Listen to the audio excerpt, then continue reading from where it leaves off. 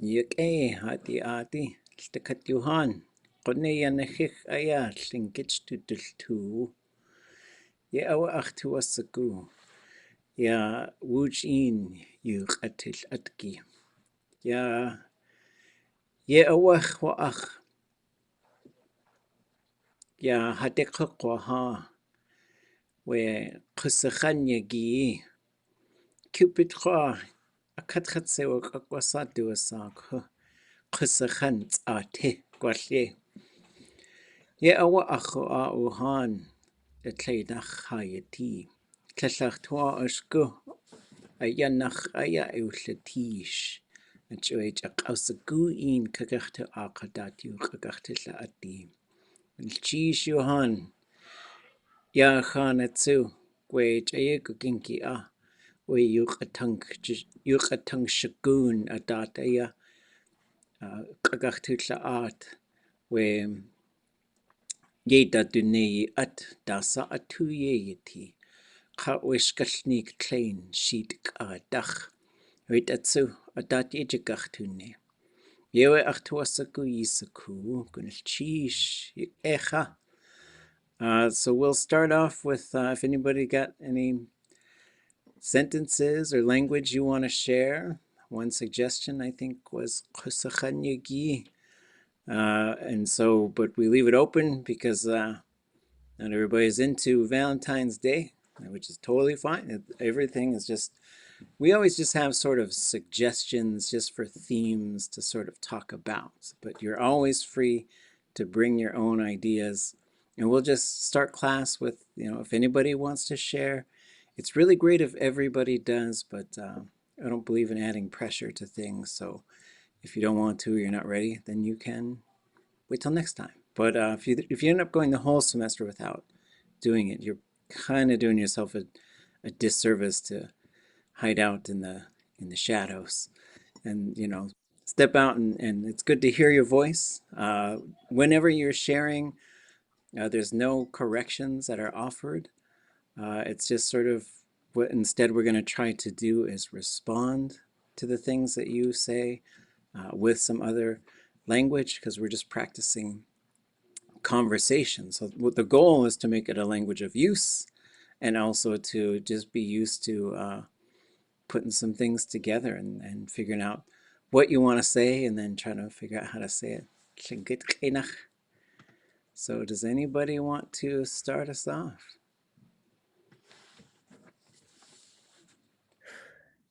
I will. Find it. Hold on, sorry. I'm looking for.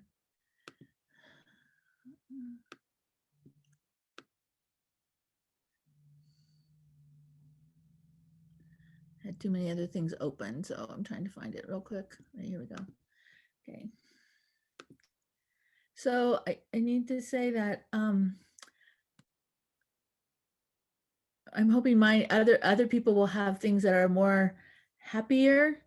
When we first had this assignment, I felt like I wanted to say something about those who had been, families that have been impacted during this COVID time and not being able to do the proper healing.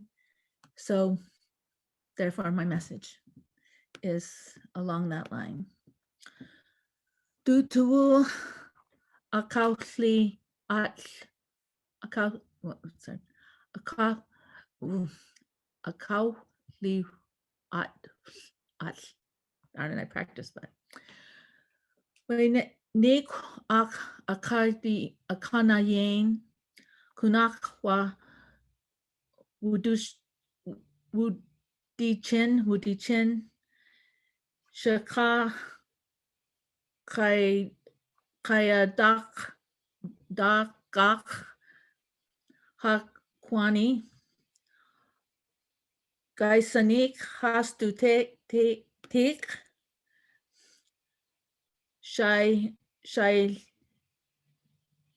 Shailahiku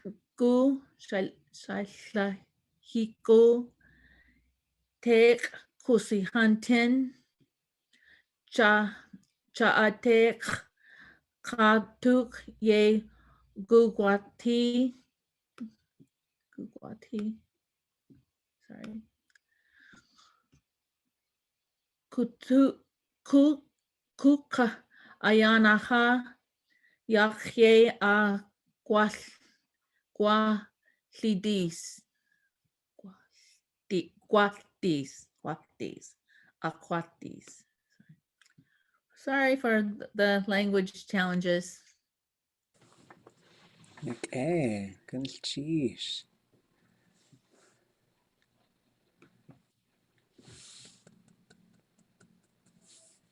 Ukecha. Yewa hatuasa gulitsin ayalta kajich. Yekakwati. Acho awe hast du nakhaswa art. Ya hast du sakhanki a. Yewa hatuasa gu. Ya kegulitsin. Ka hast du tu ayakachtulat a. Hayukatangi tin. Nak sati awa hayukatangi. Yewa gunchish.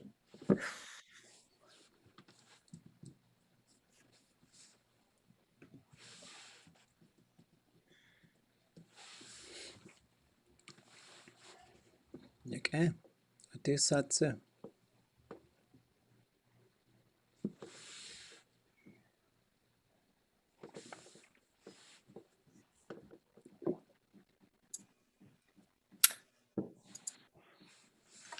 Akin kuaha. Jeez.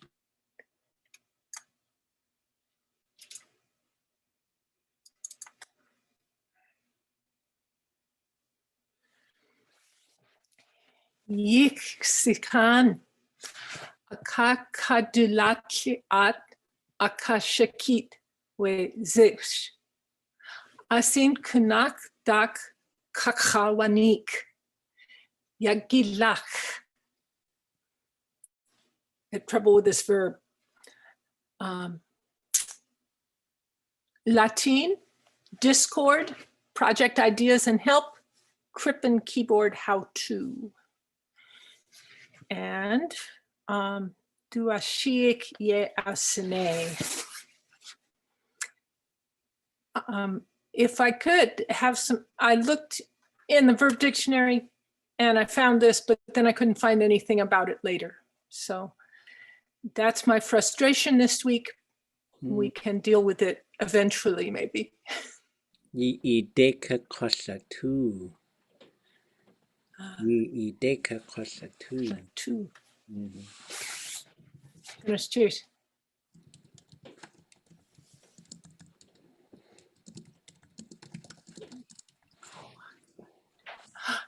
Ah.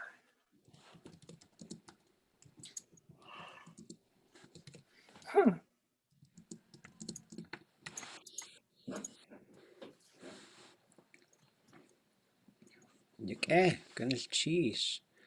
Yeah, what? What tu aya Cherokee. Atlain a haskutza Get away what apple we kashuk ag. Has inyeji wone. Hatu wasago hayu katangi just the cut way. Kashuk ag kashuk tlaqi atuye ti. We kashuk ag Steve Jobs hechosago adusa. Eoka. Ha! Equati. Quashwe yis jadasa we kahis ka wasadusak. iPhone, iPad, MacBook, atuyeti. Hawaiian yukatangi, Cherokee yukatangi. Atu insako ahastu inyejakone kahastu idekakonik. Tlingit tuasako atuyeti. So, yeah, we kahutsu. We kashuk hawagi. Wait, that's Ako a kashukawaki hasti tawasaku. Ako a kashukak hasti tawasaku. Gledhach Windows kachu Mac. Which dehi aha tawasaku we Tlingit a kakadudantli at kutzati. Yawa. Yak eh.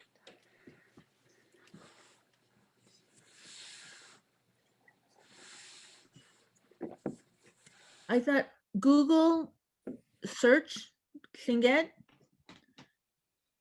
and I know that they said we could add words to it. We could actually do that. Oh, yeah. I was translating Facebook a long time ago, and it's supposed to translate everything, and then you'd be able to turn your Facebook on in Tlingit, and I didn't finish. I'll have to pick that up at some point or kick it over to someone else at some point. There's a team, a native team at Google that would help us make sure our Tlingit could be on Google search. Oh, wow. That'd be wonderful to do, like even just rough translations. You could do it gets kind of hard because the verb changes so much. So it's like, but you could take the most common verbs and put the most common forms. There's like, if you've got one verb, there's about six things that you need to say it about six ways, right? Command, so do it, don't do it, doing it, not doing it, did it, didn't do it, will do it, won't do it. So I guess eight. You need those eight. If you can get those eight, you can cover a lot of ground. If people start using complicated verbs, then you'll lose it. But the Cherokee, there's lots of people who are Cherokee, and they're really ahead of the game. Their language department has a technology department, so the language has its own departments, and I was really impressed. But they worked with Apple computers, and they said we want Cherokee on every device. So every device that you get that's an Apple device, you can activate the Cherokee keyboard just built into it. So it'd be great to do that, to find some folks and work with them, and also with the Windows people, and the Chromebooks are coming out now, so the Google people, and just so that when there's a new computer, there is a keyboard called Chert that you could put onto a phone, whether it's a Google Android phone or whether it's an Apple phone, and you could type in like all Alaska Native languages, and so just sort of working with those folks to develop, or maybe the Crippen keyboard, because there are certain characters we don't necessarily need a whole lot if we are working in Southeast. Like the Southeast Native languages use a lot of the same characters.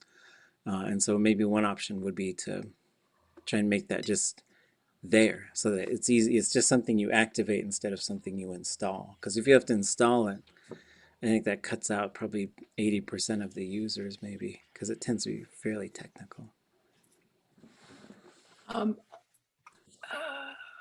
I am hoping, I can't say this, to make a video with Tlingit over it on Discord. Oh, yeah. Hey. Not, and Nilato. And I think it's a good idea. And so it's now written down. I have 4 steps to achieve this project. Yeah. I will keep you updated.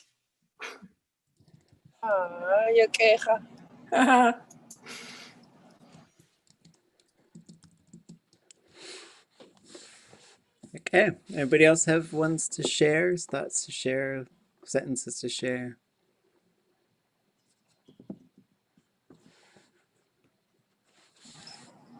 Tash khashkhita khiu khatangya yogi akwa khatsuyewe akhtundatani nak sitiyewe ayu khatangi hausani khayu khatangi danaka iya khashinget yu khatangi tsu kunaka yu akhkukyakayati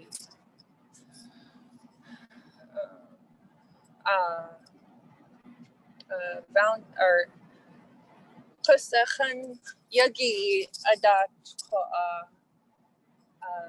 hanewe haqayush yudu sa yak dat kwashki konwe ka ujin hatu yak singaju khatangi wutusa akhi huchaya ganachish Yikecha. Yakdat ku ya hasti yukatangi ya kunach yak Jayku kink chakut yeti aya yukatutle atkwe. Tlingit jagudachsa awe uhan gwell chut gwell kitchan gwell deslin yakdat ye awe tltakatuhan ko Tlingit chasati ye awe which agu kagu hastu inye jachanean when kanins ach in aya you hasakawanig we yik a de yuk adutli atkiya ha yuk ʼatángi jagudachsawe uhan yakdat aya gwell uhan aya wutusaku asai qutsati we moccasin yisikuge wasa duasak moccasin Tlingit chinach Adkashtitil. ye awe at chashtitil yakdat ku'a keish til when kanins you hasai sak wait at so yisikuge wasa duasak cockle Tlingit chinach Llullau.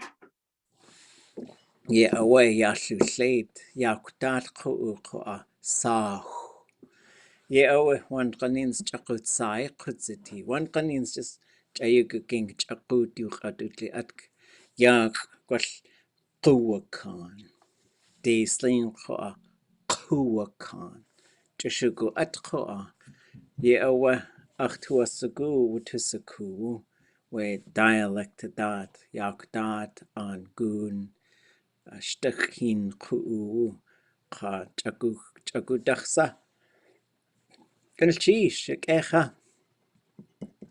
Tuk. I'm gonna choose. Adusatsu.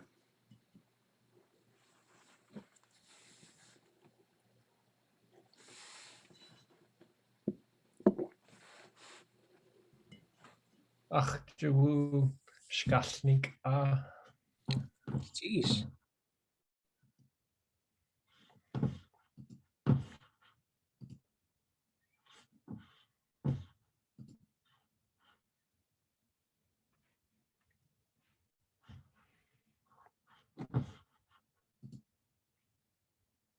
Sandy at Kwagut. Kachlachin Kwasatin. Llech Kwadlan. Yatlak Kach.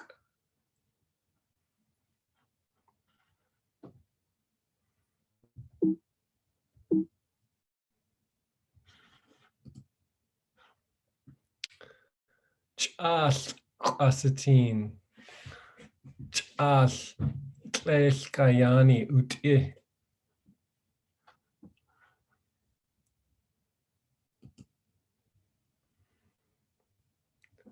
Shacht Kwasatin. Askwani Awe.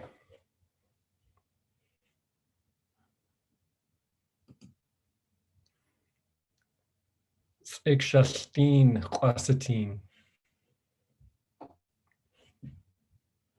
Hooch. Okay. Gulchish. Ganalchish. Gunas chish kashuk sikhaldin kayani yakyati. Okay. Yeah, away.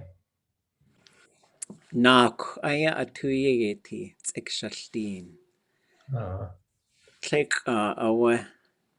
Cook you do a sock. Ho awe. Do inye jechonean. We search board of directors. Awe. Ye awe ha ye utien. One kanins koa we nik kodne aya kuwishat. Nak aya dulyechen. Ye awe takat yech aya kuwatini du jie wuti.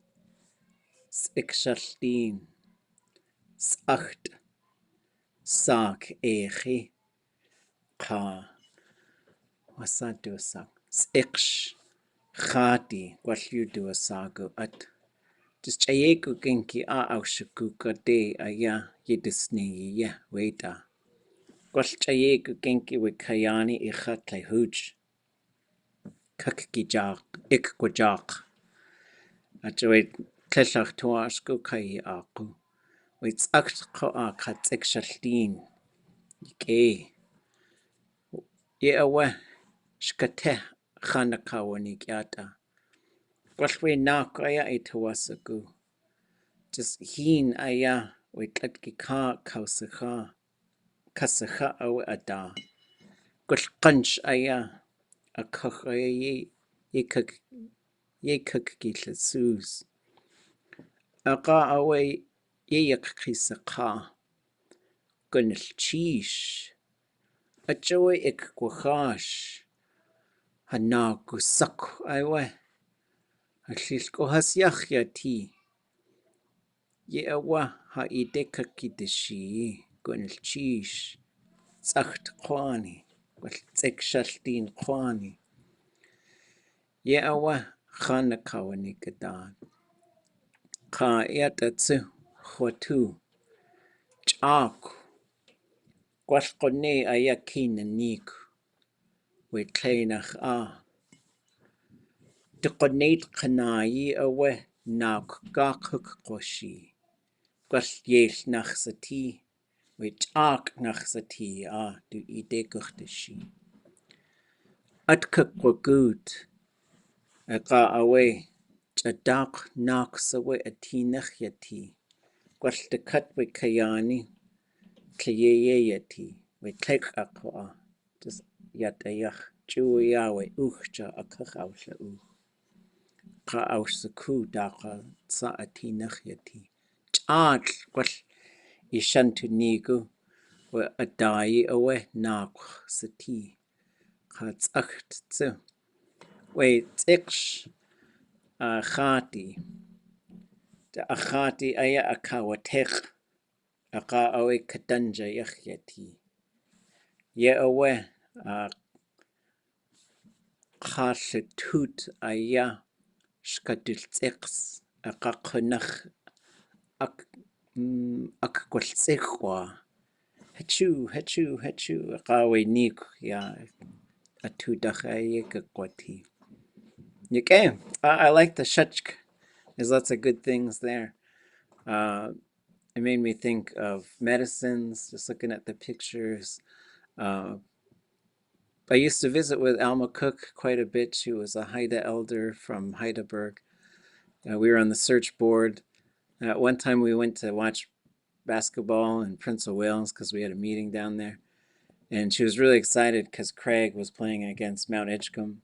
So like long time rivals, I guess. And she'd get so excited she would hit me in the ribs when someone started scoring lots of baskets. I remember thinking, when do I tell her this is starting to hurt? But I didn't. I just took it. But she used to carry medicines everywhere she went, and she would make little pouches for people. And so that ʼikshaltin is a strong, just like a daily use thing, like a really good cleanser. And then tz'acht is another powerful one. And then sak echi, the hooligan grease.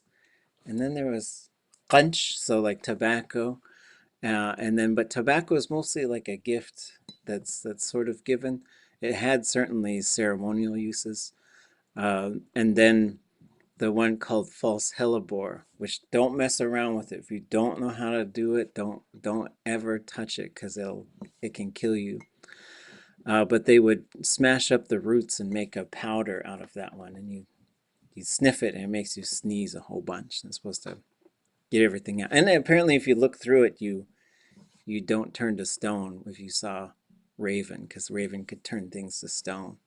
So you could, if you saw Medusa or something, you could just poke some holes in it. But Jesse Johnny was the one who talked to me about things to say, and also ʼle'ustla, Kankanshi, Ida Kelmegan. When you're going to harvest some sort of plant for medicine, you go and you find it, and there's certain locations and times of day that are all really helpful to know about. But you talk to it before you just go take it, especially like when you first go to harvest, because usually you're going to go get a little bit here, go move somewhere else, go get a little bit here, and so you're not wiping out a particular plant. And you would say something like that, its name, and then kwani, and then you'd say gunchish, achoy kohash. This is why I'm going to cut you, ḳusax, for something that's going to become our medicine. And then there's other things you could say, and like our ancestors used to do this. And you give it some fresh water and some tobacco or some sort of little offering. And then you kind of make it, it's almost like you've opened the door, and then you could harvest a little bit here, a little bit there. And responsible harvesting, and also harvesting from kind of lower traffic areas. And then, what was the other thing I said? Oh, like a long time ago, I was reading that when someone was sick, it was their in-laws, their clan opposites, who would go get the medicines for them. And sometimes if it was a real bad situation, they would go out and they're like, well, we don't know what to do, but we better go get something. And they'd go out in the woods and everything would be still, but there'd be this one plant that's just moving as if the wind was blowing on it. And they'd say, that's the one. And so they'd go. And a lot of times they knew which ones would help with what. Like willow bark is good for headaches. And there's a whole bunch of other ones, like stomach things. You're looking at yarrow or maybe high bush cranberries. It kind of depends. But like I think generally people had lots of knowledge about the plants. And then you had certain people who had tons and tons.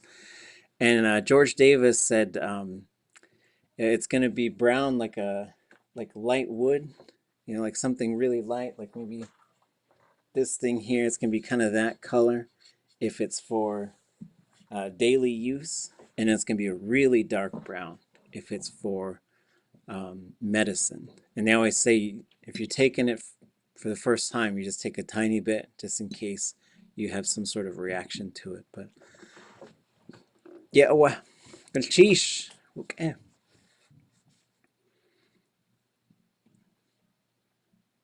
Any others?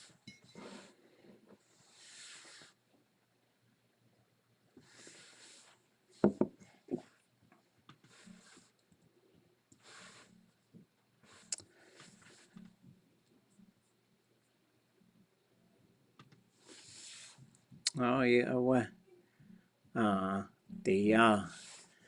Okay. Yeah, well, was a good yeah. Achir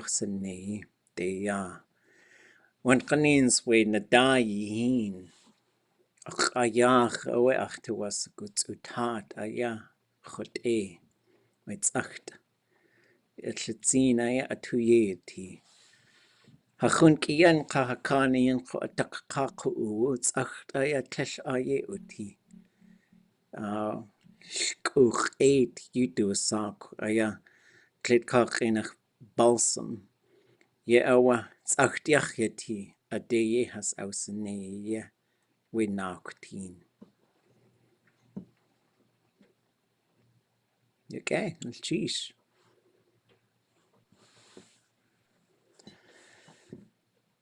So I found these Valentine's Day phrases that Gold Belt Heritage Foundation had put together. So I thought we'd just take a look at them for fun. These are put together by ḳusax, Fred White, who's an amazing speaker. And so, shawati. So this is you just possessing that shawat. And that's my woman, my wife. Kawu, my man, my husband. Khana is a, I want to make sure I keep the chat open. Oh, Kuch, if you want to talk, go ahead. But if your microphone doesn't work, I'll keep going. Just let me know. Go ahead and talk if you want to talk. And you can share the screen if you want to as well. Okay. So Khana is usually a life partner, however you want to look at that. But if you say Khana, a lot of people are going to assume that you're romantically involved, perhaps married. Like someone, I said Khana one time, and someone's like, "Oh, I didn't know you got married." So some people do interpret it as a spouse. Khuni, friend, technically like the same clan. like the same moiety. It's sort of just become generally friend kind of these days, but it did have to do with the clans as well. So that should, if you're a raven, that should be someone who's a raven. If you're an eagle, it should be someone who's an eagle or wolf.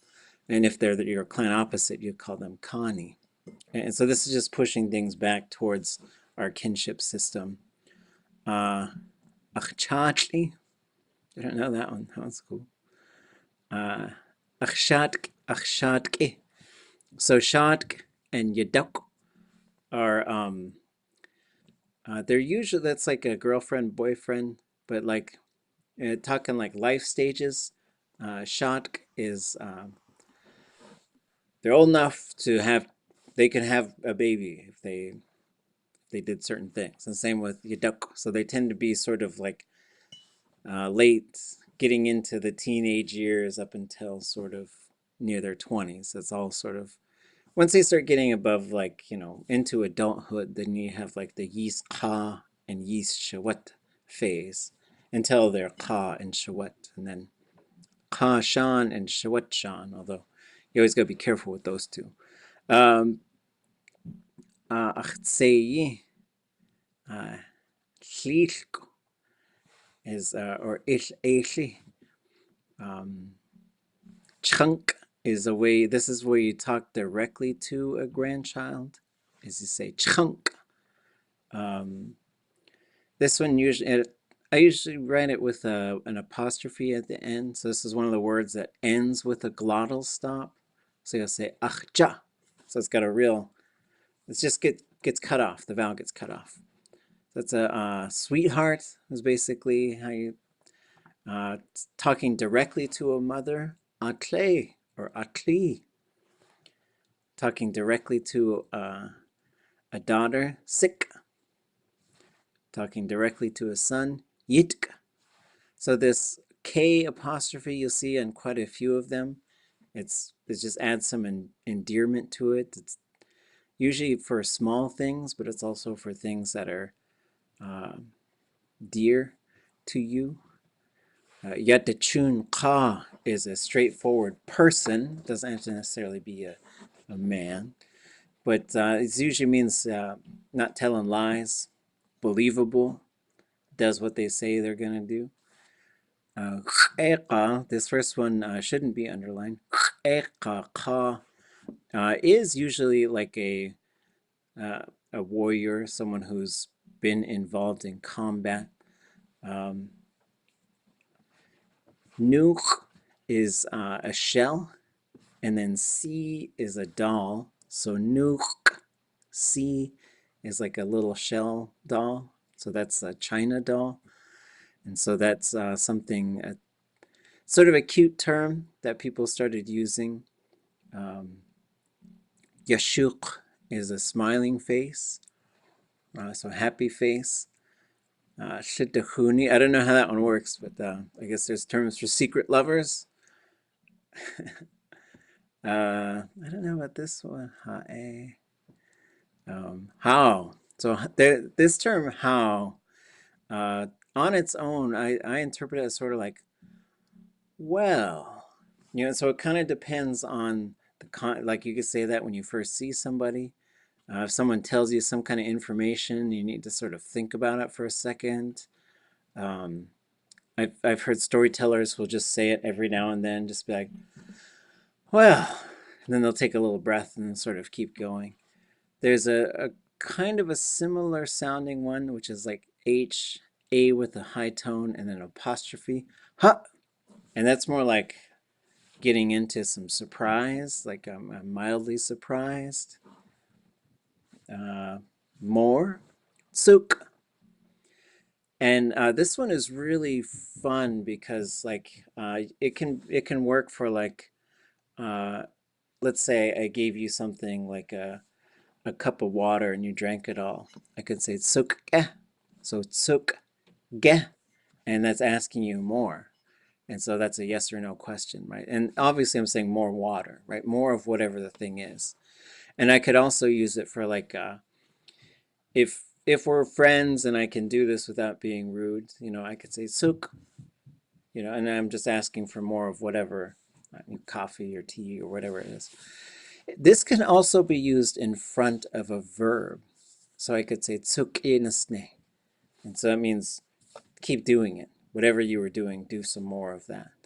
And then you could use it for, we were messing around with some speakers to see how you could use this. And so you could use this and then use this number thing and then say, do that thing. So I could say, what might you do multiple times? So I could say, suk dachdahin qeeq.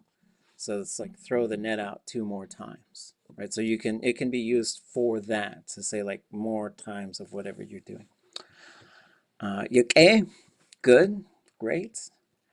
Shikudzi, amazing, right? And so this is a verb, so you could say ishikudzi, you're amazing. Goodness cheesh, thank you. Gout kaudhit, it's like the clock has hit that moment. So the clock is, it's the time has come, the moment has struck, however I want to say it. Ijiyis, so it's for you. So for any kind of gift, if I just handed you something and said ijiyis, that means it's for you to have. Shenuksiteich, so shenukts, I'd probably put a tone on that, is sweet. So shenukzi, whatever is sweet. So shenuksi saknein is what some folks use for cake. Shenuksi, whatever, and then you have the sweet version of that thing. And so it's just being cute because teich is literally a heart, Tokanei, I think I'd put it underlined under the K, is a baby. Akana, I put underlined under the G and a tone mark on the A. And that means oh no, and like something like some pretty bad news, right? It's not like just, sometimes it's used sort of jokingly, like there's a story they did in Yakutat with the seagull looking for herring, and when it's not there, the kids all go, Akana, and it gets all dramatic, But it's usually for like some serious bad news. That's what you can use that one for. And there's a couple others that are similar to that one. Let's see, atskani is, it is scary, but I would probably translate that one more like, yikes, because I've heard people say, oh, it was really atskani, and I was like, it's not quite using that right. It doesn't really mean like it is scary. It means just like, just, it's just something like in the moment, like giant spider, or whatever the thing that scares you. That's what you say when you see something that scares you. Usk or usk is little, cute, small, like some, one time I heard a kid, just a little kid speaking Tlingit, and I was like, usk, it's just so cute. It's just so cute. Shakunts is literally potato head. Lots of people use that for teasing. This is also the term for a male deer, especially when the antlers are just getting ready to poke out. So they're just lumps on the head. Hadla or hado is too much, can't even. Dasoekuch. Have you ever heard anybody say it like hagla? So I have, but it sounds like, and one time I was in Juneau, I can't remember, this was years ago, and someone had a license plate cover, and it said hot glah, so HOT space GLAA. And so what that is, I think, is when you start losing the language, sometimes words just shift to other words. And so like claw becomes claw, like, like the animal's claw. And so, but I have heard hatla and gla, so without the ha part. And then if you go to Tesla and Carcross, sometimes they'll say hado, and they're saying the same thing, but it just switches completely when you go there. Sounds like my auntie speaking. Yeah. And some of these, They're like, always igla. we call them interjections. And so there's always a fine line between like just teasing and trying to shame you out, right? And so ha'eh is another one.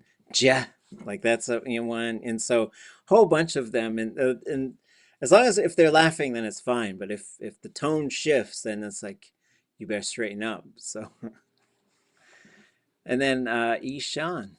Oh, I guess there's more. Shishkat is actually yeah, don't tell works, but it's literally quiet yourself. So I think most people would interpret this as shut up. So be careful, because that's probably the literal sort of the equivalent in English. Um, and if you know them well, I'd put an apostrophe on the end of here. If you know them well, that's fine. If you have control of them because you're higher on the kinship chart, it's fine. There's certain situations. There are times where it can mean like settle yourself down, like don't, if someone's like really kind of being hard on themselves. Wuchich is broken. That is for like a stick-like thing to break. So when we get into breaking, it's one of those things that has categories. Like, is it a rope breaking? Is it a cup? Is it a stick? And so that's just something to keep in mind. Tayeg. Oh, go ahead. Uthik, take. I was trying to find broken heart, and that was like a hard word with lots of different choices. Yeah, so usually a kawawat is the one that, so you'd say usually achtuwu a kawawat. My feelings are broken, my spirit is broken. And I'll put it in the chat. But that one is just sort of for something general to break, like most things, a kawawat. So like the cup could break, the plate. If that's another one you can use for like wrecking a car or wrecking a boat, if it's just like sunk or the car is just totaled, that also works for that as well. And then yeah, so wuchi is more like a broken bone, a stick that breaks, so some sort of stick-like object. Let's see, tliyek is that works for like stop. It literally means like stillness. So like if someone's doing like tliyek, and so this is something that we learned for when we were dancing too crazy or singing a song incorrectly. They'd say tliyek, tliyek, and it just means be still, is how I would translate that.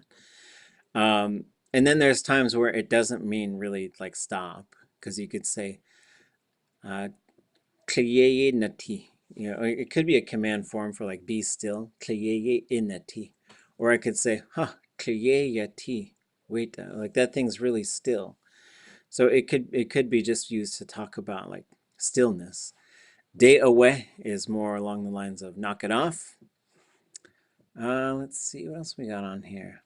Yes. Oh, well, yeah, tliyek. Tliyek works as well for a stop sign. That would work well for that. So you could say tliyek. Yeah, it means like stop what you're doing or to be still. Could you use it like for stop spreading? Like I was trying to find a word to get the to stop spreading. Oh, yeah. Yeah, they could work for that, like something that's moving around us, like I want that bad sickness to just be still. And then to just go away, right? Okay. This I would probably change the front of this one a little bit so it says Y-E-E-Y-A. That would be the prefix. Yidlaq would be you won or you obtained it. And then Yahwadlaq would be I won or I. And so this word can have multiple interpretations. So if I say Yahwadlaq, if we're playing cards, that means I won. If I say Yahwadlaq and I was trying to get something, Like, you know, I was trying to go up into the mountain and get a certain type of medicine. If I came back, it's ʼyakhwadlaq. It means I obtained it, I got it. And I could also say it with an object pronoun. So I could say ʼyakhwadlaq, I defeated you. So it could mean to defeat, to succeed, to obtain, or to win. Let's see, shkahati. Yeah, that's crazy. Kushe is perhaps. Yeah. Gwashe is a maybe. Shantutsuk. Oh, I didn't know that one. That one's fun. So there's some of these things here like shantu. That means inside the head. So there's shantudint is like, I think this one is kind of like your head's all plugged up and you don't listen. Shiqas is, yeah, forbidden. Oh, gunchish. Achtiq kiwat. Oh, what is that? Oh, tlish. Oh, don't break it. Yeah. So tlish achtiq kiwat.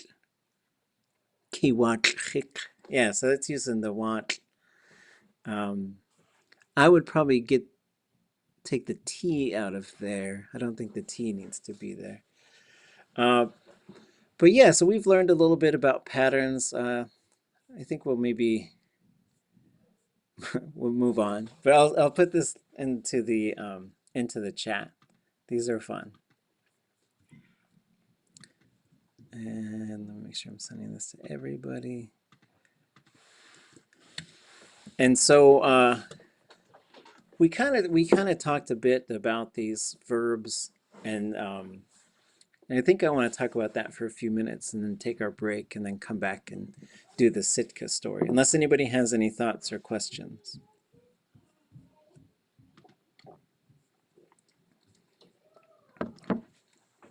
Okay, so we're back here, sort of thinking about the verb, right? And in the verb, at the end of here, you can have some suffixes as well. It's less common than the things. So suffix just means it's attached to the end. Prefix means it's attached to the front, right?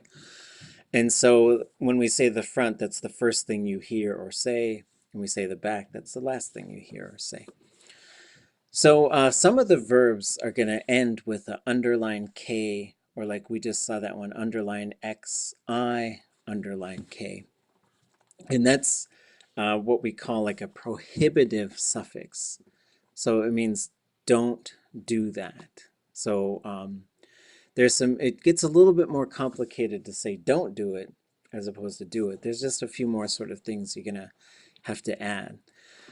But for now, we're going to keep just sort of looking at these things. So we have subject pronouns and object pronouns, right? So usually this is who is doing it in the orange. This is who it happens to in the blue, right? So and the order is just different. We know how to use these things, but then once we start to analyze them, our brain starts really going pretty wild because it's sort of naturalized if you learn a language. But once you learn a second language, now you've got to start comparing how these things differ. And one of the main ways they differ is in the order they're presented. So it must go object, subject, verb. And they are also built into the verb, and once they're there, you can't take them away. Because in English, when you have a third person, you would take that away. So you could say, like, I saw her, but then we say, I saw Susie, then the her just changes into Susie, right? It just goes away. But in Tlingit, if it's there, it cannot go away. So it's just something to keep in mind, is you have to keep it in there. So when we look at these, again, we did this before, but we'll look at these objects and we'll start looking at some examples. So here they are. We'll go through them kind of fast. Just repeat after me. Khat, Khat. ha, Ha. eh, Yeah. Yeah. Ye. Ye. Ah. Ah, So this third person object, it's always unmarked. There's just nothing there, right? So you can say happened to me, happened to you, happened, right? Or told me, told you, told. And then we just don't say anything. It just takes a while to get used to. I think a lot of people want to throw some kind of duh or just put something there because they feel like there needs to be something there.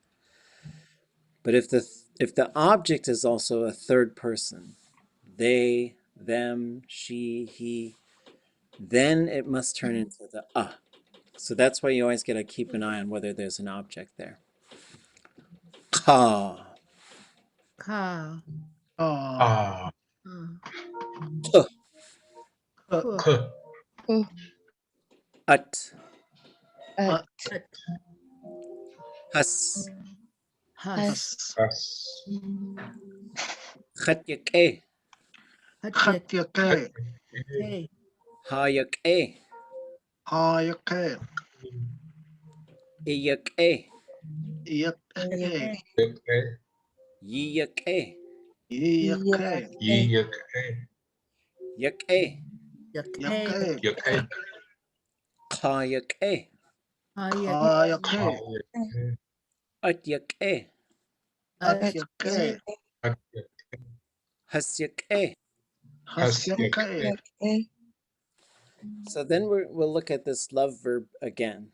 And what I'm going to build you folks up to be able to do is I'm going to show you in English a whole bunch of options, and we're just going to take turns. And it'll be I love you, I love y'all, I love him, or them, singular, I love plural them.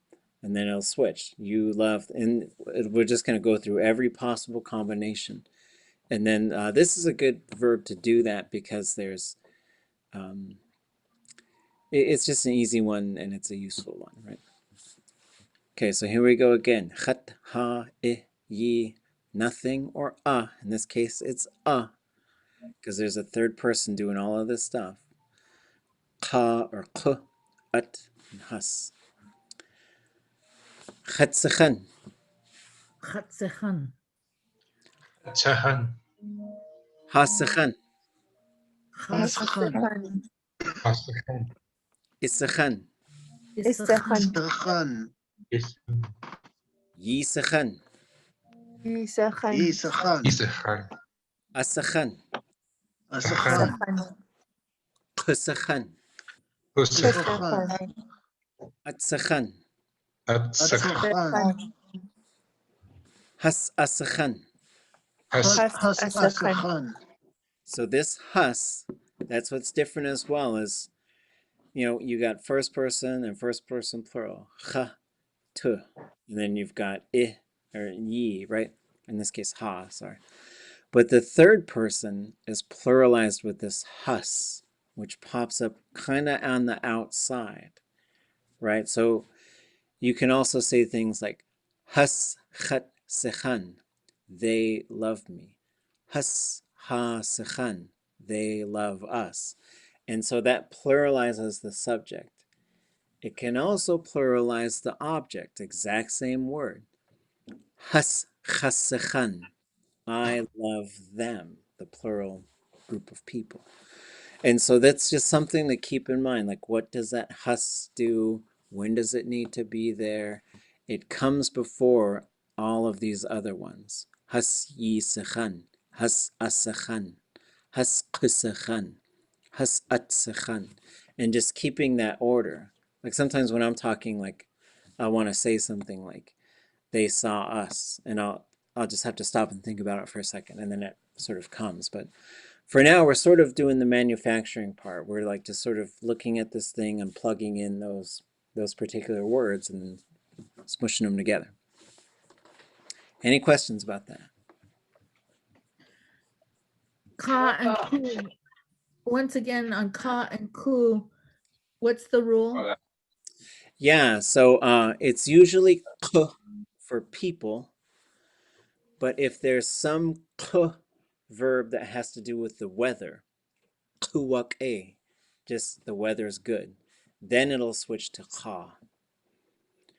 That seems to be how it works. So it's usually ḳ for people, but if there's some weather verb that it would be the ḳ, then it switches to ḳa.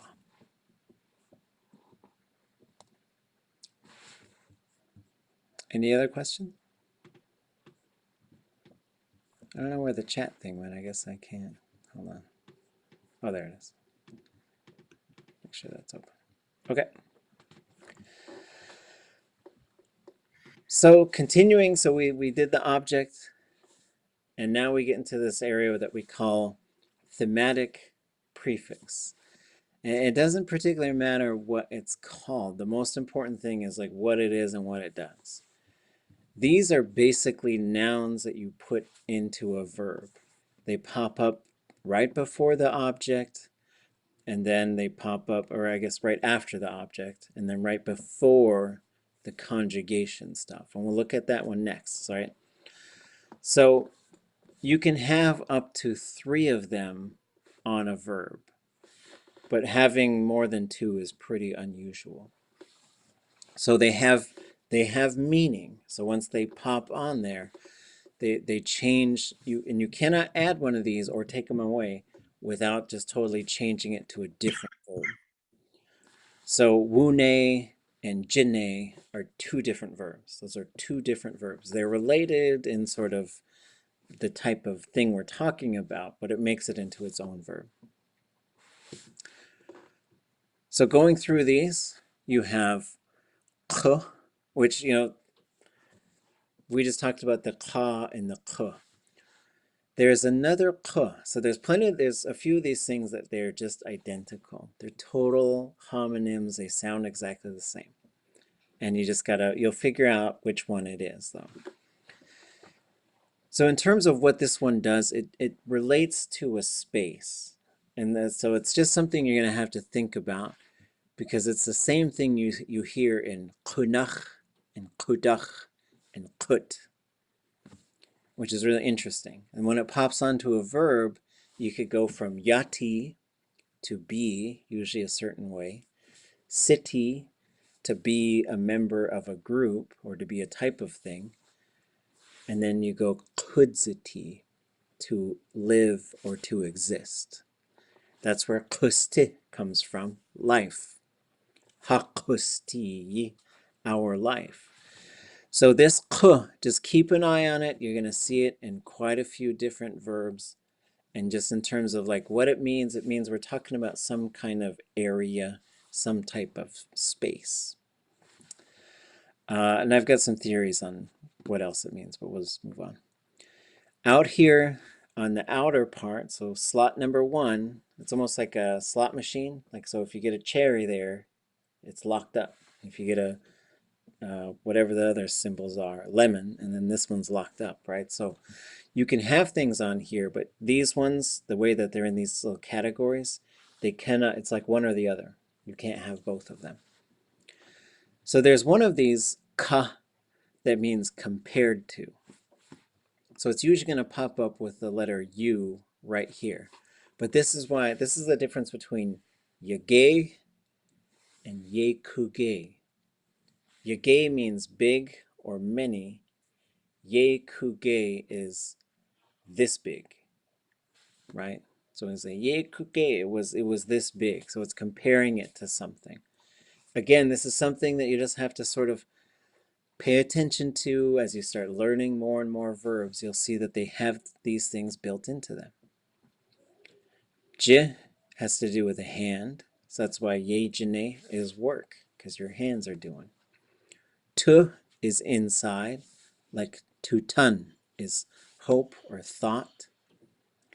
Sa or se has to do with the voice or the neck. It's usually voice. Like I could say, isachwa'ach, I heard your voice. I heard you talking or singing. There are a couple where it's the neck that's like decapitating or something. Shl is the nose or a point of land. Da is around or sometimes about. Qa or k'e or qa is a mouth or an opening. Sh is the head or the top of something. Sh is the end of something. This one, we'll talk about that later. But basically, it just it does some things, and I'll just say for now, it's in a steich, a sheich, and then a whole bunch of body functions. Pooping, peeing, farting, burping, it's in all of them. Ka, this one is a round or spherical object. There's another ka, this one is more common, which means a horizontal surface or maybe on something. Ya is a vertical surface or a face of something. Any questions? You folks still there? I can't see anybody. Okay. What are those two dots above the Y again? What are those called? There's a name for this is, we call it the gamma, is that sound. Yeah. And so it means, for now, it means this can change to a W. That's really what that marks. It says sometimes that's going to change to a W. A long time ago, it was probably something closer to ng, like that sort of sound. But that sound has fallen out of most Tlingit. But we still mark it sometimes to say, sometimes you'll see it as a W, and you just need to know that that's what the thing is. Just call it a gam. Is that what you said? Gamma, yeah. Gamma. Gamma, that's the name of the sound. And then I think this is a umalat, or I can't remember. Is that what it is? Yay. Yeah. Okay, so let's look at some examples. What's the difference here? But you have like, so if you have ka spherical and ka horizontal. But it can only be one or the other. It's most often horizontal. Got it. If you see Okay. in a verb, just guess that it's horizontal. Unless you see in the definition it means, because I could say, for example, I'll say, achjit te, wait te, hand me that rock. Achjit kate, wait chag, hand me that apple. And I've just told you that it's round. Got it. Yeah. Okay, we'll look at some examples, because like a list of things is just abstract. But once we start looking at some examples, and then as we go back into the story after our break, what my recommendation is, you sort of look at these lists and you look at verbs and you start seeing them when you're looking verbs up, or you might know them already. But then when we go into the story, you start looking for them. Like, oh yeah, there's the j thing. Oh, there's a t thing. And then you'll start seeing how they're being used. But for now, like, let's just take a look. And so going from these across these three categories. So here's the ḳ and how it changes a verb. Yik'e, it's good, or they are good. ḳuwak'e, good weather. Yeyeti, she or he or it is that way. ḳudziti, she or he or it exists. Ach wuha, they or it disappeared. Atquaha, it's time for it. Like it could be, this is like, it's your turn, the season has come, something has, so it kind of has to do with time, right? And then here's the comparison one.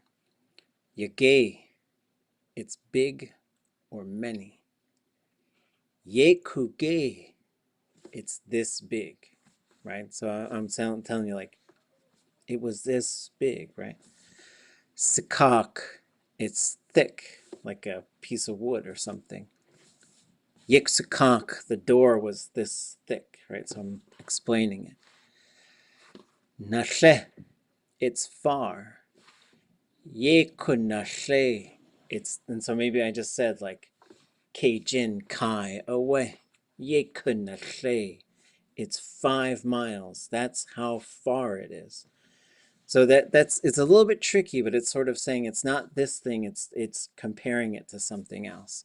And you'll just see the uses, but usually this is like, I've already said how many, like There's a story by Kingeiste where he's naming all their clan houses, and he'll say Yewe Kuke Hahitki, because that could also mean that's how many, right? That's how many houses there are.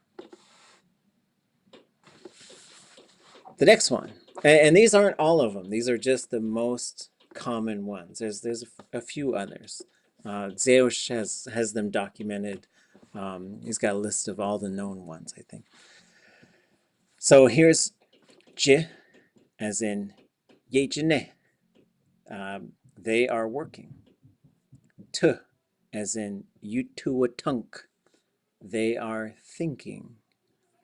Se, or Sa, as in Asewaach. They heard a voice. Shl, as in Shwashash. The point is worn down like a pencil. Da, Ye'adayaqa. They are saying it, a certain thing, like we're putting in quotations. Qa, Yuqayatunk. They are speaking right now. So it's the tuatunk, qayatunk. This is where the ya has turned into a W. And that's the classifier, that ya. Sha, the head. Ashawachich. They club them on the head. Sh, shuwachich. It ran out or they died off. Achech. They are dancing. Okay. One more page of examples. So here we have the spherical one, the horizontal one, and the vertical one. So we have ke awakich. They are, or they threw it, I guess. So this is throwing a like a rock, or maybe I don't know. Let's say rock. Ke akawakich. Now it's like a basketball or a baseball. It's specifically turned into a round object. Or it didn't turn into, but that's what we're talking about. Awachash. Cut it. Akawachash. Cut it up. And this could also work for engraving. So you cut on the surface of it. Tusha'an. Kind. Yuksa'an. Attractive. So there's the like gentle face is basically how it works. Okay. We'll take a break and then we'll look at some subjects and then we'll go back to our story. Come back at maybe 10 till. Does that sound okay? Okay. Finish Did you cheese. say that engraving was a kawahash? Yeah. Okay. Sheesh.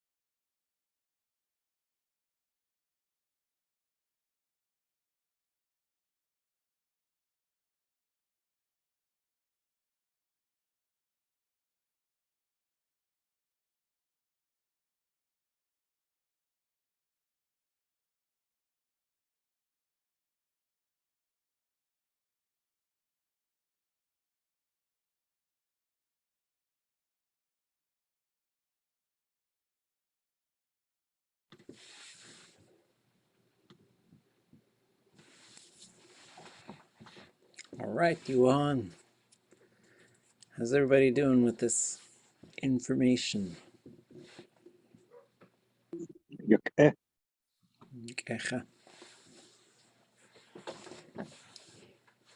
Okay, so later we'll look at the conjugation stuff. Like maybe we'll start looking at that next week. But basically, there's some little things. There's like these little spots, and you could turn certain things to certain spots, and that's how you get what we call a verb mode. So if you want to say let the verb happen, then there's certain things you turn on. If you want to say we're talking about whether or not the verb did happen, there's this one thing you turn on. If say we're going to put it in the future, there's these three things you got to activate. And they're kind of the same set of things, and then they just they get put together in certain combinations. And then they interact with everything else, and then that's where you get a little bit of, you do a little bit of thinking about like what order they're going to go in and how they're going to affect each other. But this is getting to the point where you can really use the verbs. So now we're going to take a look at the subjects. The subject, we got ḳa for I'm doing it, ť, we are doing it, ʼ, you are doing it, y, y'all are doing it. The third person, the they, singular they, is always unmarked. There's never something there for the third person. Okay, I'm doing it, you're doing it, doing it. That's how we talk about this other person. Then we have d, which is someone or just it happens. Okay, so let's look at some examples. Same verb. So we're back on the love verb. We've got, or let's just say these all one at a time. ḳa, ḳa, ť, Je, ʼ, yeah, Yeah. y. yeah, Yeah. Nothing there for that one. Get used to it. D, Duh. yeah. us, us, Us. Խusaxan, Խusaxan. ҭusaxan, tısaxan. isaxan, Isaxan. yisaxan, Isaxan. asaxan, Asaxan. dudsaxan, Dutsaxan. hasaxan. Asaxan. So all of these, the subject pronoun changed, but one of them, something else changed. Which one?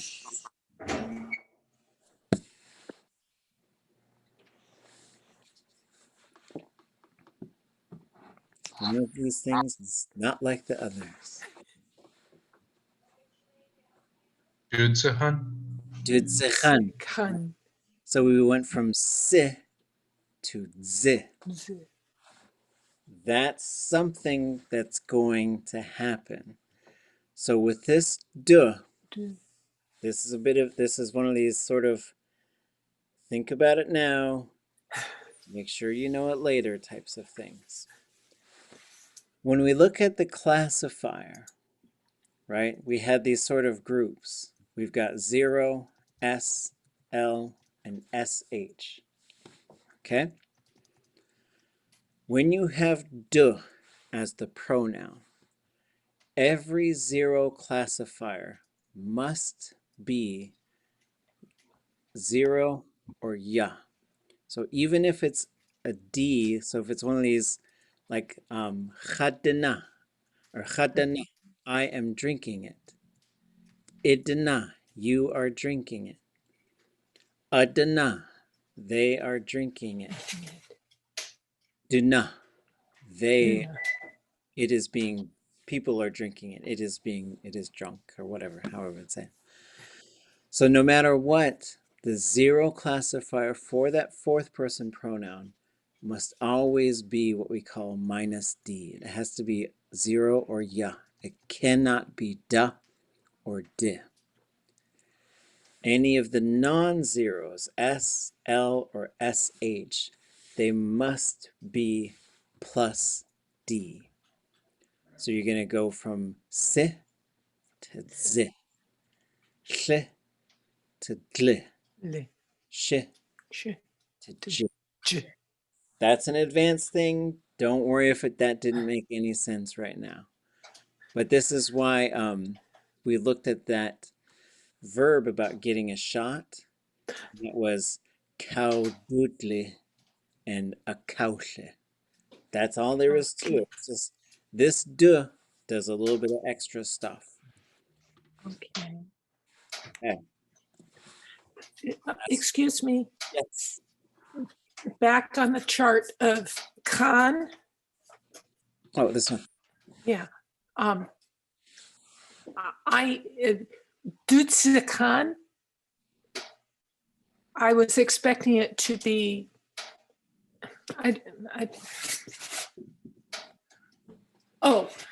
so I was expecting it to be someone loves she, he, or it. And you changed it to the passive. So Yeah, you could, and so as far as how I usually interpret the fourth person, yeah. and sometimes it's not everybody thinks about this the same way. Some people would just say they love them, but I kind of don't really agree with that. Or you could say people love them. That works as well. But a lot of times, if there's an object and a subject, I would just say the verb happens. So in this case, like I could say, "Khatwadudzitin." I've been seen. People see me. I'm seen. Or you say, "Duchal." It's being eaten. So usually I just kind of remove the subject a little bit because then it's sort of like, but people, it's happening. Is usually how I translate that one. But it kind of depends. If there's no object, then I'll usually put people. For example, let me show you folks an example. So I could say, so there's this verb, khataqis, and this means I am sewing. And I'm not sewing anything. This is just what I'm doing. It's Friday night. I like to sew on Friday nights, and so I'm sewing. This is just putting the focus on the action. I could also say, if I wanted to put something in there, like, I don't know, let me I'll make some gloves, right? I'm sewing gloves. Now I'm sewing some specific thing, so that's why that has to go there. So if I wanted to switch that to the fourth person, I would say, people are sewing. And then if I said, it's a little tricky to interpret, but if I said, mittens are being sewn. That's how I would do it. Oh, Yeah, sure. these could be Bernie's mittens, you bet. But I think Bernie's mittens would have to a ḳusax, right? So, or ḳaududzine, which would be crocheting or knitting or weaving. So yeah, good. Good question. Good question. And so, but this is the area, like, once you folks are moving to intermediate and beyond, you're part of the decision-making committee. Like, you're gonna be translating some stuff, and you're gonna have decisions to make in terms of how to translate that. This fourth person is usually used for a lot of different, if you want to name something, like the place where this thing happens, you say adatki adiltiniye, the place where children are watched. That's the name of like a daycare. But that fourth person pops up in there. It's just the place where that thing happens. Okay. So now we're going to take a look at a different verb. We're also going to put this into what we call the perfective, so it has already happened. Right, so here we have again, ха, tu, ye, nothing, du, has, and nothing.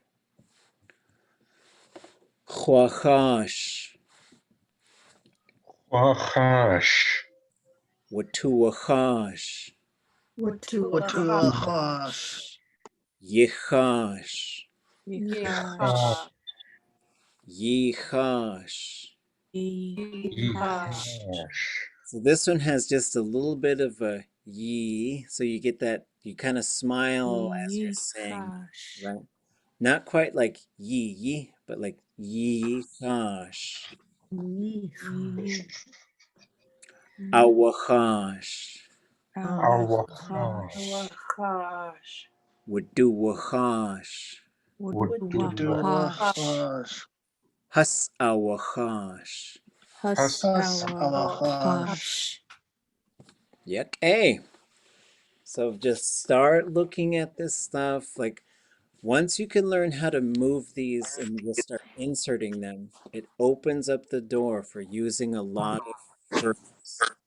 Who's doing it? Who's it happening to? But that stuff gets sort of packed into the front of the verb in a specific way.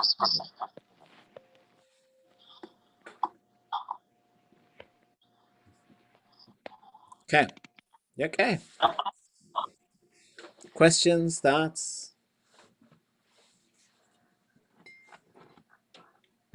I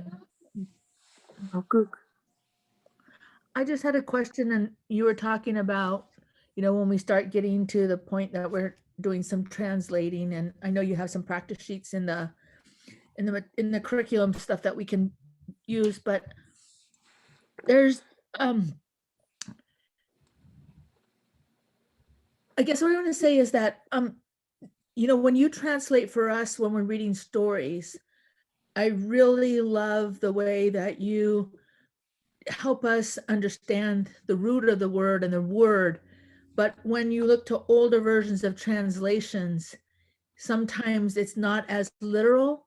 And so is there a thought, a conscious thought or effort about how things should be translated today to help us with learning for the future? Yeah, and there's a bit of there's sometimes debates about that, right? Because some people, like what I think Nora and Richard Dowenhauer wanted is a big part of what they wanted to do is to state this is high level literature. This stands as on the same grounds as Shakespeare and whoever, right? And so part of what they did is when they translated, they wanted to make it sound really good in English because to them, the Tlingit sounded really good. So they wanted to sort of mimic that experience of having this high level of sort of literature. But what that means is sometimes you rearrange the words and you sort of put some stuff in there that isn't fully in there in the Tlingit. And so they took a lot of liberties, and they were the best. So sure, go for it. And they were poets as well. So sometimes their sense of poetry and just meaning and rhythm and stuff plays a role. Some of the stuff that when I translate, I tend to do a little bit more word for word. And for some folks, they get a little nervous because they say that's going to confuse people and also doesn't sound good. But that's why I like to, once we sort of start looking at this stuff, we go back to a story that has the English there, because I think what should happen is sort of almost like a thing with 3 columns. Like, okay, here's the Tlingit, here's the English.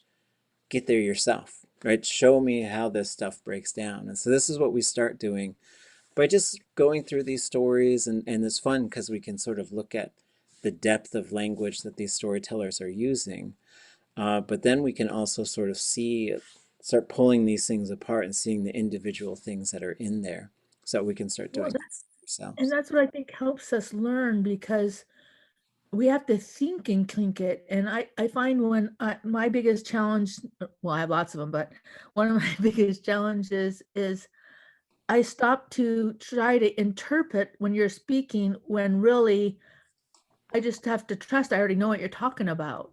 You know what I mean? Rather than slowing down the process in my brain to interpret word for word. Yeah, my kind of metaphor is like we all get in a boat and then somebody starts the boat and starts to, turn the outboard, and but then somebody's holding on to the dock, and so that's English, right? And it's because you want to know what's going on and what's being said. But then I think that act of translating for yourself, you reach a point where you can't keep up, or your brain just gets a little exhausted. Pretty soon you're sitting there and somebody's talking and you realize, I'm not listening anymore, and this is just something, it just happens. And so to give yourself over to that Tlingit thought world is important. And that's where I think the recordings do help, where you can just sit and listen to it. I mean, you can listen to one, there's several recordings on ʼusax history, and so you might know parts of it, but there's no full translation of that. So you could listen to it and then push yourself to start understanding more and more of it. And so that I think is really helpful. And sometimes diving into something that you don't know what they're actually saying line for line, and then sometimes going into stuff where you already know the story. Like you could just listen to that mosquito story over and over and over to the point where you think you can actually start to recite it. And that really helps. And then we start going into it more and pulling stuff apart to see how all these little things work. And it's an interesting thing because you just got to throw a bunch of stuff at the wall and then wait till enough stuff sticks that you got a wall now. So, but yeah, it's a challenge. Sheesh. I just want to echo that too. Like when you had us talk about civil rights leaders, that was such a abstract concept for many of us. And we would share with you, and you would yukai, and then you would give your thoughts back, but in just Tlingit, not translate that at all. I thought that was really good because listening to what you had to say in response in Tlingit, you were thinking in Tlingit, you're saying things like, oh that's what I was trying to say. Oh, I was getting to that, or something totally new that in my case it was Elizabeth Pradovich, and when you had used the phrase a little bit differently about armor. Like, oh, that's cool. I'll look a little bit deeper in the dictionary next time. So yeah, just when you give the Tlingit thoughts, it's super cool for us to hear who are trying to articulate those Tlingit thoughts. Yeah, and that's kind of where I like things. Like it's a bit of a dialogue, but it's like you guys will say something, and then I'll say something, and then we might move on. And eventually, we're going to get to the point where you'll say something, I'll say something, you'll say something else. I'll say, and that's when we're building up to that. And so it's really fun, and to listen to you guys talk, and as you put things together, I get excited, and then I start talking, because it's just fun stuff. So, sheesh. Okay. Okay, let's do, unless anybody else has a thought, let's do a few sentences from our story. And again, like another thing that you can do with these stories is you could print it out, right? Like I'll make sure, what I'll do is I'll post this on our class webpage. I've been updating the webpage, so it's going through a few kind of hiccups right now, but it's getting there. But what you can do is you can go through and get a few different colored pens and maybe a highlighter and just go through and circle everything that you think is a verb. Oh yeah, like that looks like a verb. Oh yeah, that looks like a verb. Hey, that looks like a verb. That looks like a verb. And just start spotting them. And then you can go through as well and you could find yes, Sachuka. The question was a list of the books. Yes, I'll put that up. So the ones I really recommend are Hashuka, Hatu Naguyis, and those are both by Nora Marks Dauenhauer and Richard Dauenhauer. And then this one is called Anushi, Tlingit Anika. And then there's another one, Gaki Uat, I think it's called. It's by Elizabeth Nyman, and I'll show you folks that. But yeah, I'll put that list together, and then maybe on Tuesday I'll show you folks the books that I highly recommend, and I'll summarize what they are. Okay, so you can go through and you could find some things, right? And then you could go with a different colored highlighter or pen, and you can underline or put a box or whatever you want to do, and just find the verb roots. Oh yeah, there's the root t, or shleich, qich, or qich in this case.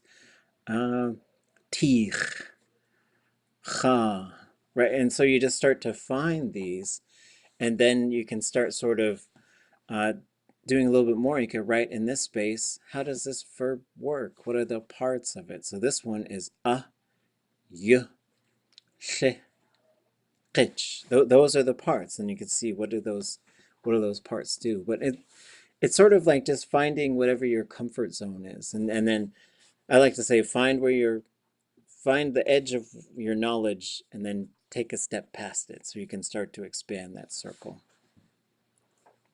Okay, I think we left off right here, I think. So I didn't forget any of the names. So let's see. So starting from this word, up to cut. Anybody want to read that?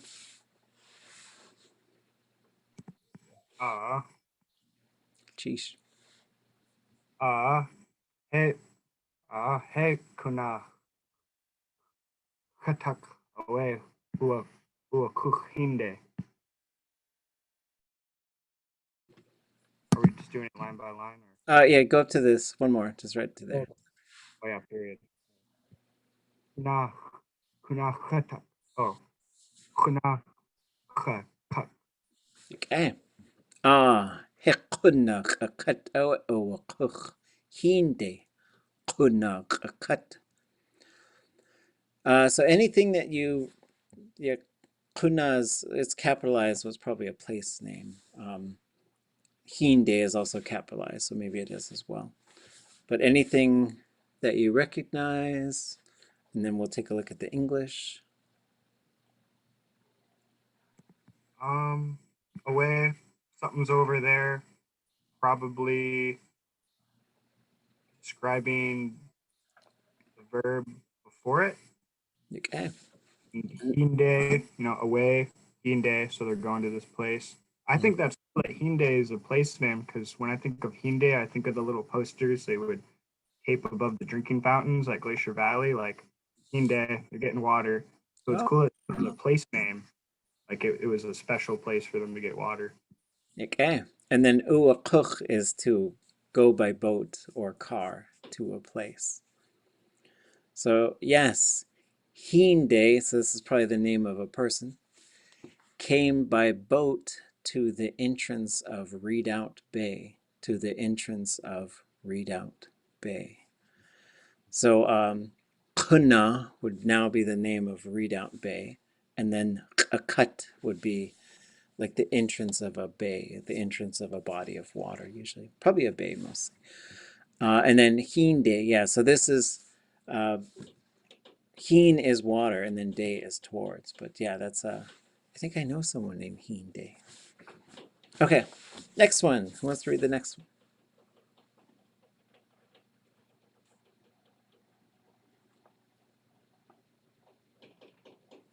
Single line. Ach aya du ya wakuch ya anaut. Cheesh.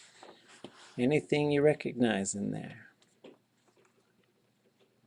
Not really, although I know anaut is a name for someone or somewhere. Okay. Ach aya du ya uwakuch ya anaut.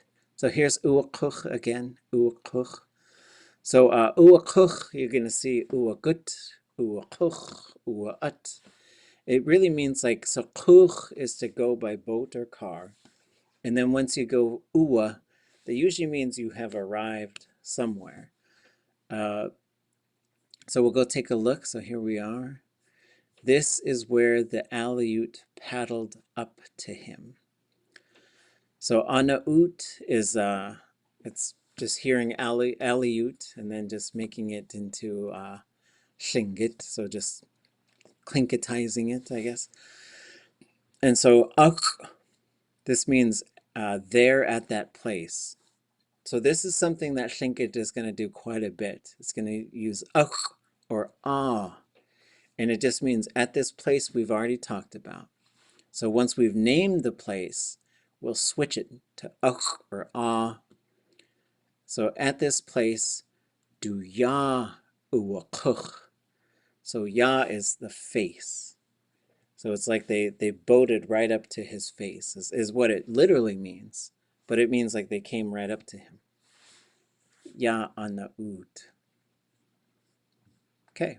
Okay. Who wants to read this one?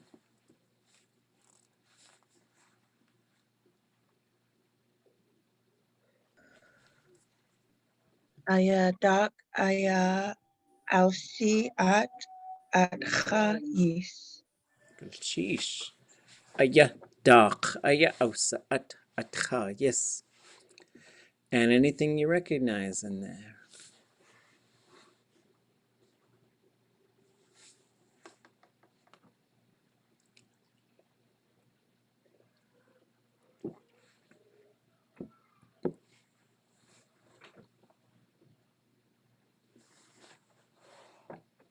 No worries, we'll take a look at the English. He invited him up to have some food. So if we go through, so this aya is like aya and owe. They can start a lot of sentences. In terms of, they literally are like this is or that is usually how they're used. But when they start a sentence, it's just sort of it could signal that we're changing subjects a little bit, or it's just giving a bit of a pause between some things. What about dock? Anybody tell me what that is? Isn't that is it to the beach or to the forest? To the beach? Yeah, to the forest. So Yeah, to the forest. Yeah. just up away from the water is Yeah. basically. And there's a few other things it could mean. And then this ausaat. So there's this verb like wugut and haswuat, and those are to walk. But when you change the classifier to the S, that means to sort of to let someone, especially like to let them in the door or to let them outside. So you could say adusa ausaat wikate, or adusa gandh ausaat wikate. Who let the dogs out? And then you go woof, woof, woof. So that's what this S does. It means to sort of, to kind of let someone go that way or to lead them in that direction, to walk them in that direction. So in this case, Daq Ausaat is, he's like, come on up. He let them come up, basically. Atcha, yes. So this shows you another pattern. Did this for the food. Atcha, yes. Kahwe, yes, for coffee, right? So that's what the yes is. It's usually for something. Okay, sheesh. Next one. And I always ask questions if you got them. We're going to keep going.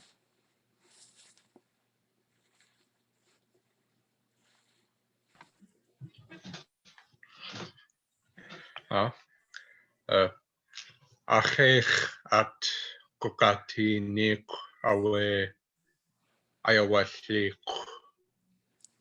Sheesh. Ech at kakati nik awe ayawashlech. Anything you recognize in there?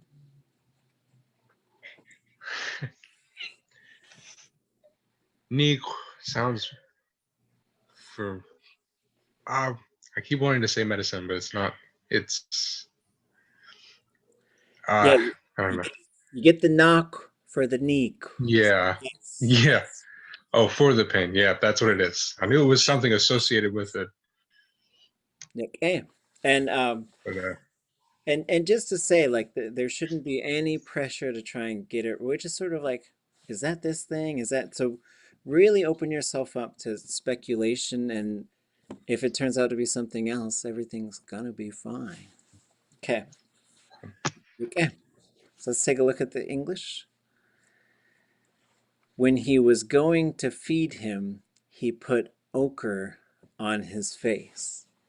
So this is maybe an unexpected and a kind of a rarely used verb. So this one, sheikh, on its own could mean ochre or face paint. So there's a ya built on here, like we talked about. There's a face built into that verb. So a ya wa sheikh means, it could mean to either put ochre on somewhere or to put paint on your face. It kind of depends. Like back in this moment, ochre in the hair and down feathers, all good. No down feathers, hair tied in a knot, ochre on the face, they're coming to fight. Like they would signal that stuff, right? So you kind of, there was a lot in terms of like visually when you first saw someone, they would let you know, like, hey, peace, it's all good. Ochre's in the hair, got some feathers, we're all good. Once those feathers get taken out and that hair gets tied up in a knot and there's red on the face, you better get your guard up because they're coming for battle. So there's a couple of things here. One is this nik. This is the case where we've got some things that sound exactly alike. So in this case, to the mouth, or repeatedly at the mouth of it. Atgqati, putting something there, right? So it's really interesting, some of these verbs, because you'll say, like I might say, did you feed the dog? So really to feed something, you're just saying to put it at their mouth, right? So there's some different things, like you could say, we're going to feed them. So this is the verb, and it's to move a general object, to carry it around, to bring it somewhere. And then the mouth, so you're going to bring it to the mouth. This nik is actually, you're going to hear it as nuke in other places. It's a similar word to this, a similar type of word as nooch or niche. So nooch or niche means always doing the thing, right? So we used to have, there was a group of students and they hung out quite a bit, and they would throw nooch at the end of something to be funny or to tease each other. So they might say, someone's like, I'm late. And someone will say, nooch. And then it's how they would tease someone for like, you're always late. But nuke or neek, when it comes right after a verb, and this is not something that's used a lot, but in high forms of Tlingit, it means when this was happening, when he was going to feed them, he put the ochre on his face. There's a lot going on in that sentence. And so when we do the stories too, it's kind of, it's fun, but we do go into this pretty elevated form of Tlingit. With the gukati, what would be the perfective form of that? In this case, it would be wuti. Wuti. Okay, goodness. And so gukati, you would also see as kukwati, right? So for some of the futures, you've got two different ways. Like, so a bunch of, you've probably heard dance groups who say, Yigoichwan, yekwati. So yekwati, you've probably heard, means it will be. But you could also say yekukati. It's the same thing. Like most people would say yekwati because the ye causes the g to collapse and become a K. But here you have ut, and so now it sort of expands a little bit. Gonalchish. Next line.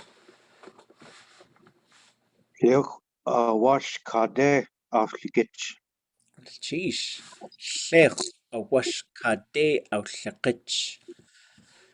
Anything you recognize there? Keok is that ochre. Wash is referring to the cheek. Kade is like when this is like, maybe I'm wrong, but this is for you, or it's going to this. Yeah, it's going to be on it, maybe. It kind of depends, but the ka is on and the day is towards. So And the afligich. Oh, sorry. Oh, go ahead. I don't know the afligich. Okay. So let's take a look. So he stamped ochre on his cheeks. Oh, it's stamped. Wow. Right. And so and there's some interesting things that the speaker does. And this is where you see like there's flexibility in Tlingit a lot of times because technically is its mouth, its cheek.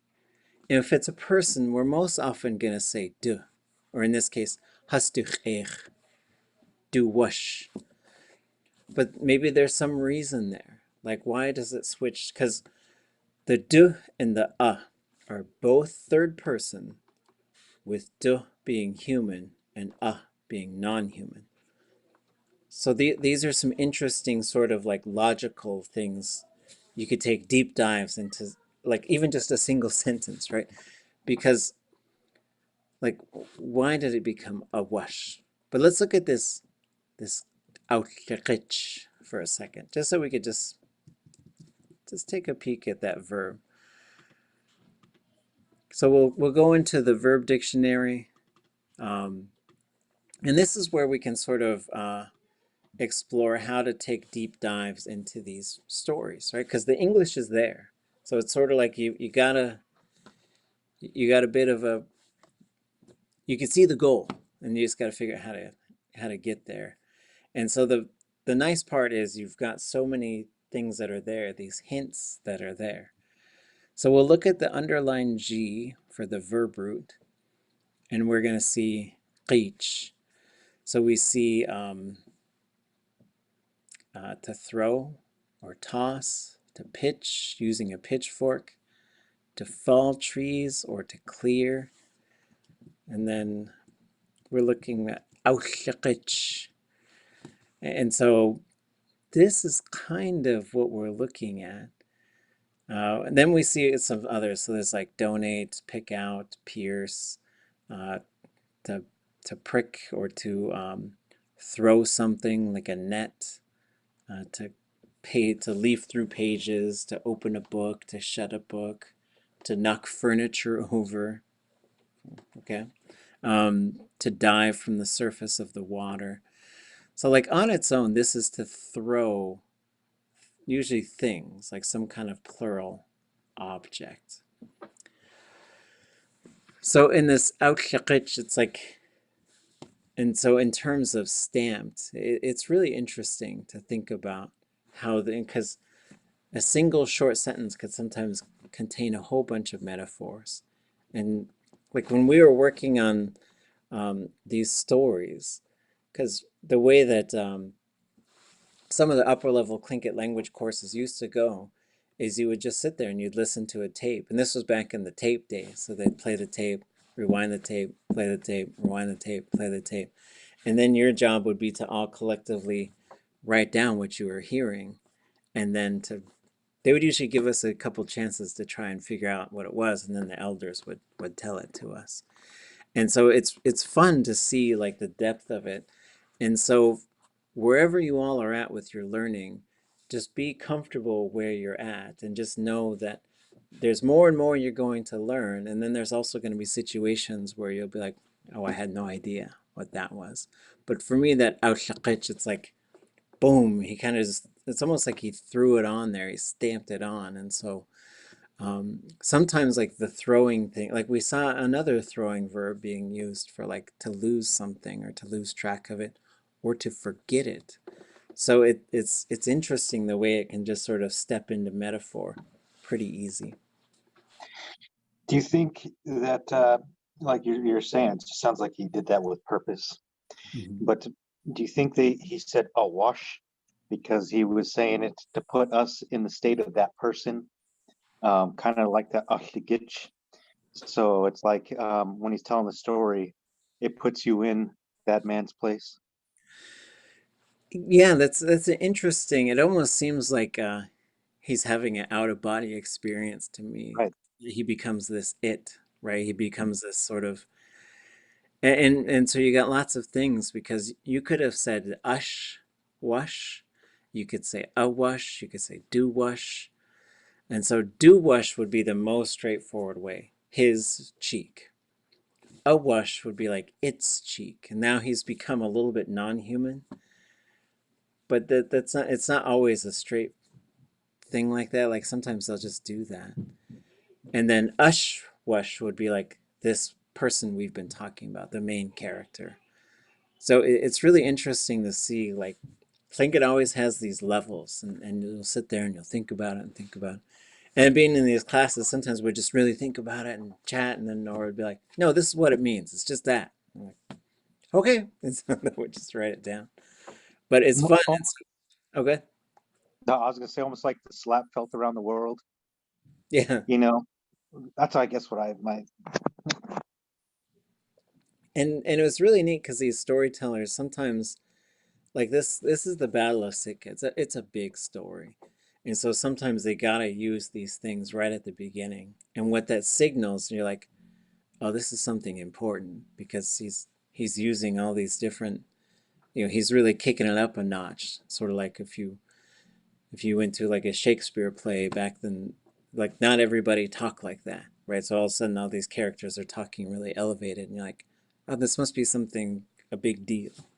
And so that's what you see with storytellers, which is why it's fun to go in there and to look at that for examples. But then don't be worried if there's a bunch of stuff you don't understand because they're using really high forms of Tlingit. Okay, Shuhan, Wukecha. Let's see, for Tuesday, why don't you tell us about tell us about an ancestor of yours. Just anything you want to share about them. Just pick someone who's in your lineage and just tell us about them. And we'll just get to know each other a little bit, practice saying some things about people in Tlingit.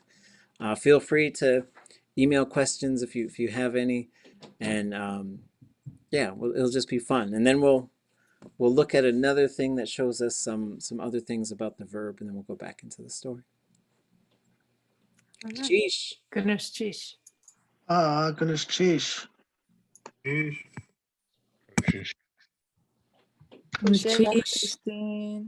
Ah, yeah, kwati.